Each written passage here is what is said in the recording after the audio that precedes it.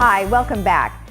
Cardiovascular disease, including heart disease and stroke, remains the leading global cause of death in more than 17.9 million deaths per year. And February is Heart Health Awareness Month.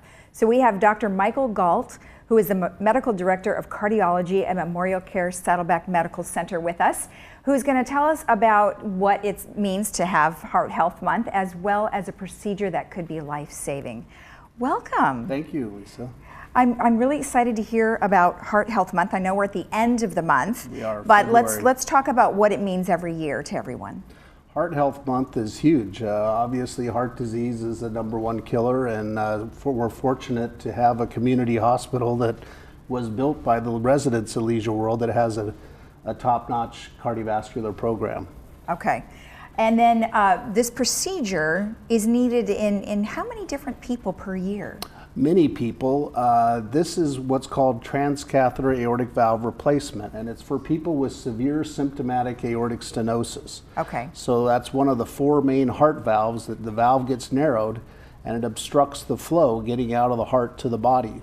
Okay. And if it's equivalent of having metastatic cancer, it has a 50% 2-year mortality rate. Okay.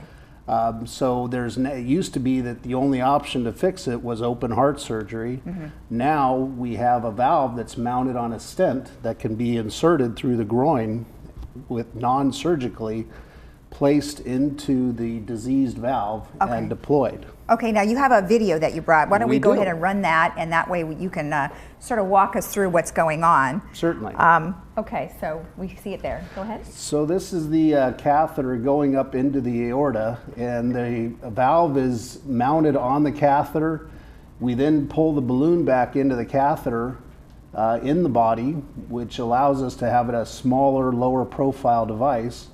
We have a wire, as you can see, that's up and around the aortic arch and in across the diseased aortic valve. Mm-hmm. The catheter then follows the tract of the wire, and we advance it and we turn it as we get through the arch of the aorta, and we bring it on down through the valve. Now beforehand, we have all kinds of measurements from a CAT scan that tell us the size and the type of valve to use, and that the patient is the appropriate patient for this type of procedure. Mm-hmm. Once we get the valve into position, we adjust it exactly where we want it, and then we inflate the balloon. And the balloon then pushes the valve open, pushes the native valve to the side. The new valve then takes over and starts working. Wow.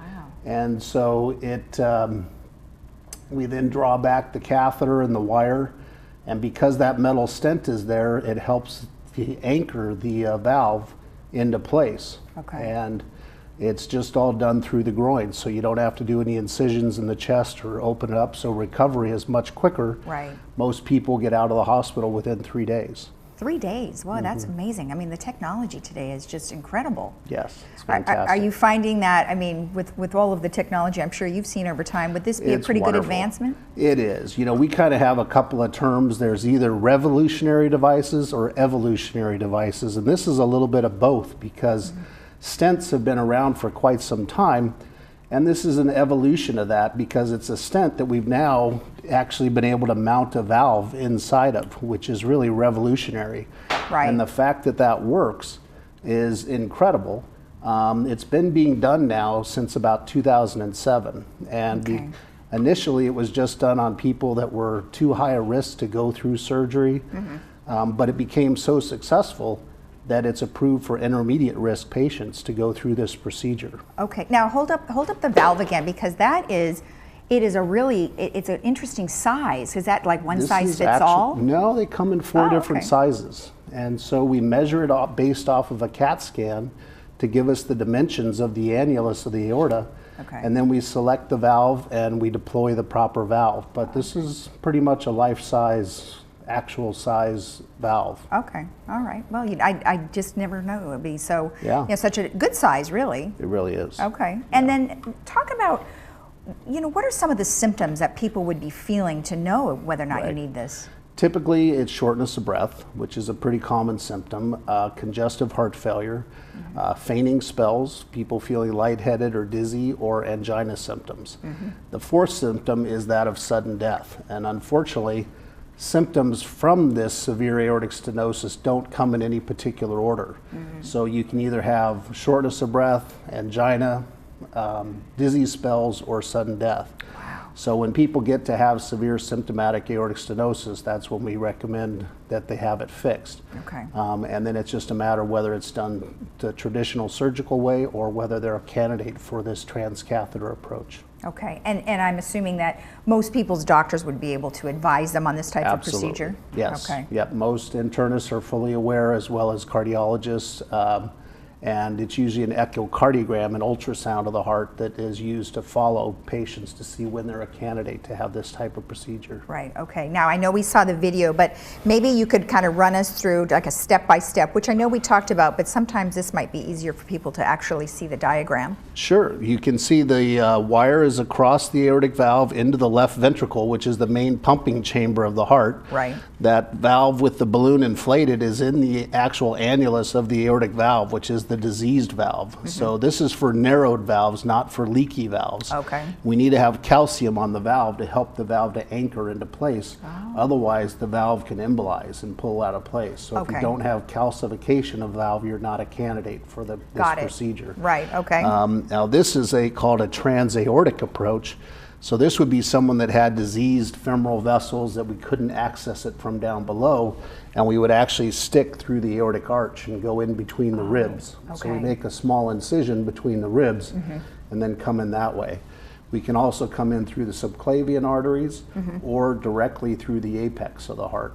Now, any of those that you mentioned are still a 3-day recovery? These are probably a little bit longer if you need to have a chest tube in place. If we end up having to go into the chest, it's probably 3 to 5 days. Okay. So the transfemoral is the preferred approach and the one that does the best.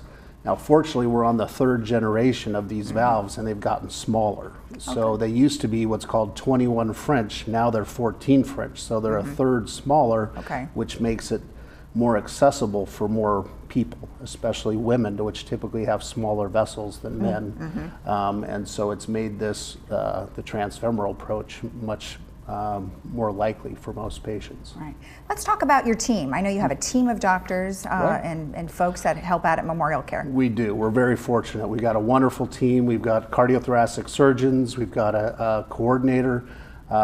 We've got several cardiologists that perform the procedure, and then we've got a fantastic cardiac catheterization staff, as well as nurses, ICU, the whole bit. And that's really what it takes, is a team approach. To have a successful program like this, to have everybody on board and everybody working to the same goal is so critical. Excellent. And then obviously we've got the TAVR program at the Saddleback Medical Center. So if they would like to know more about that, what would they do?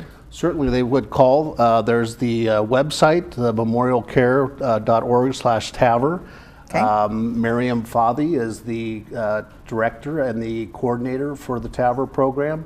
And then any of the physicians that are involved, either through the website, contacting through them, gets you involved into the program. That's great. Well, thank you very much for the information. You're very welcome. And if you would like more information about this procedure, and also there's a few days left of February, so we can still be in charge of our own heart. So if you have any questions, you can always contact them on their website. We'll be right back.